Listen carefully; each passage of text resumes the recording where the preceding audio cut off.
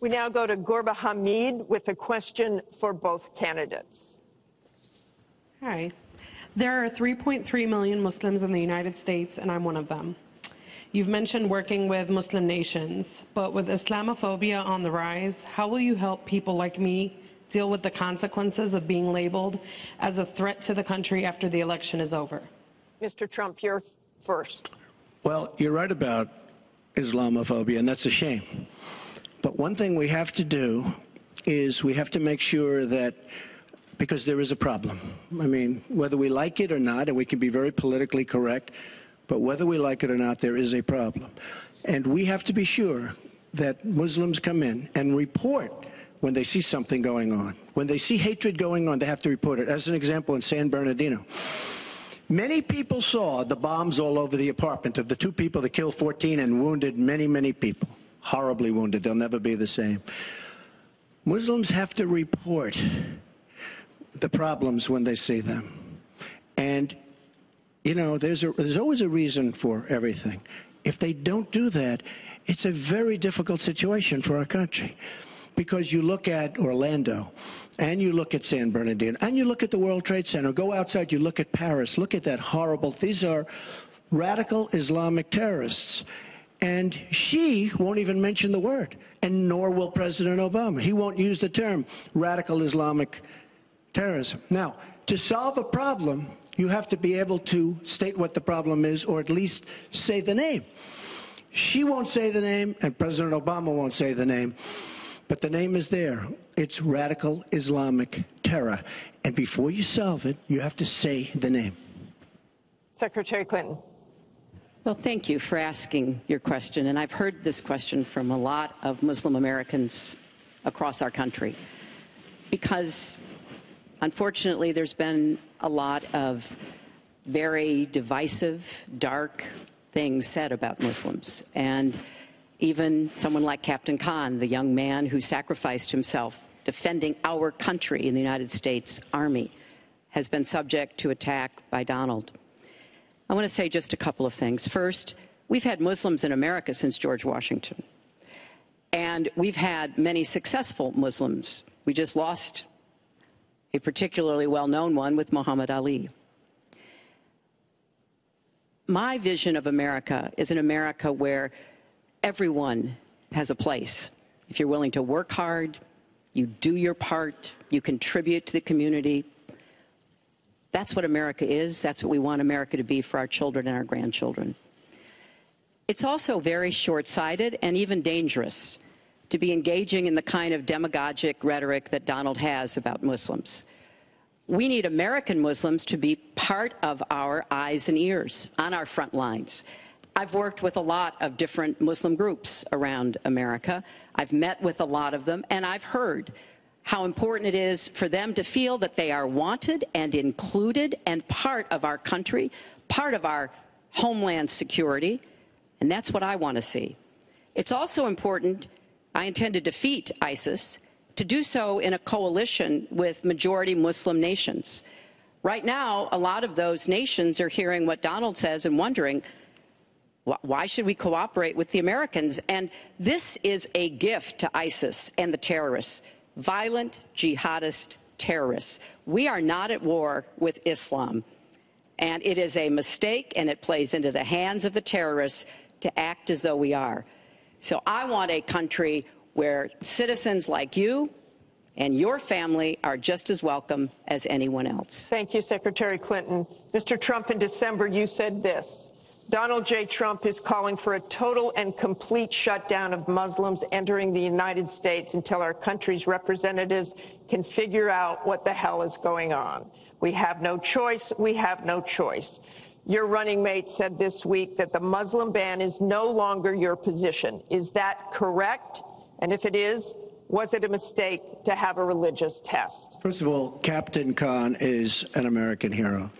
And if I were president at that time, he would be alive today, because unlike her, who voted for the war without knowing what she was doing, I would not have had our people in Iraq. Iraq was a disaster. So he would have been alive today.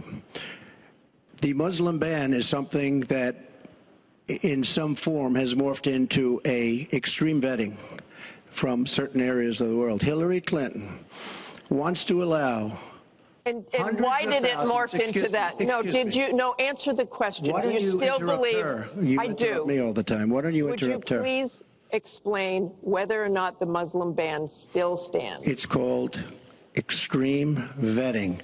We are going to areas like Syria where they're coming in by the tens of thousands because of Barack Obama, and Hillary Clinton wants to allow a 550% increase over Obama.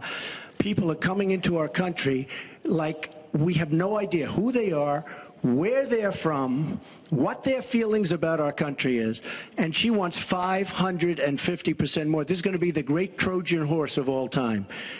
We have enough problems in this country. I believe in building safe zones.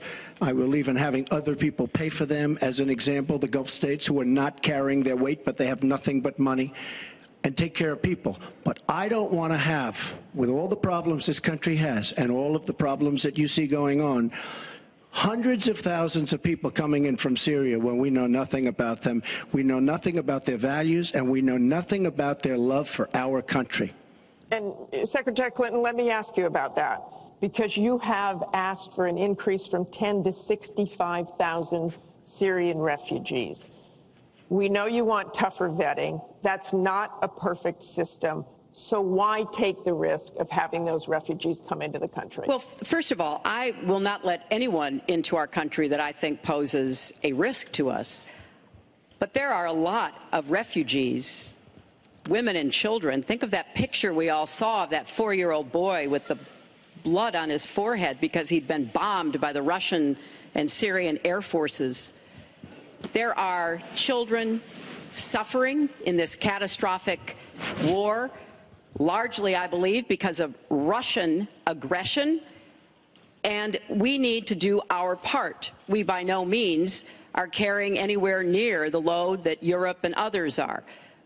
But we will have vetting that is as tough as it needs to be from our professionals, our intelligence experts, and others. But it is important for us as a policy, not to say, as Donald has said, we're going to ban people based on a religion. How do you do that? We are a country founded on religious freedom and liberty.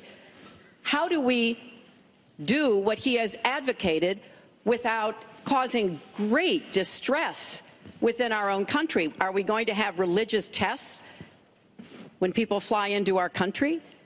And how do we expect to be able to implement those? So I thought that what he said was extremely unwise and even dangerous. And indeed, you can look at the propaganda on a lot of the terrorist sites, and what Donald Trump says about Muslims is used to recruit fighters because they want to create a war between us. And the final thing I would say, this is the 10th or 12th time that he's denied being for the war in Iraq. We have it on tape. The entire press corps has looked at it. It's been debunked, but it never stops him from saying whatever he wants to say. Has not been debunked.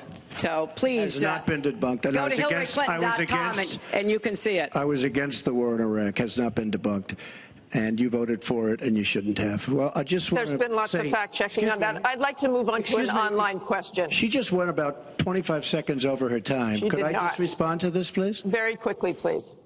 Hillary Clinton, in terms of having people come into our country, we have many criminal illegal aliens. When we want to send them back to their country says we don't want them. In some cases, they're murderers, drug lords, drug problems, and they don't want them. And Hillary Clinton, when she was Secretary of State, said, that's okay, we can't force it into their country. Let me tell you, I'm going to force them right back into their country. They're murderers and some very bad people.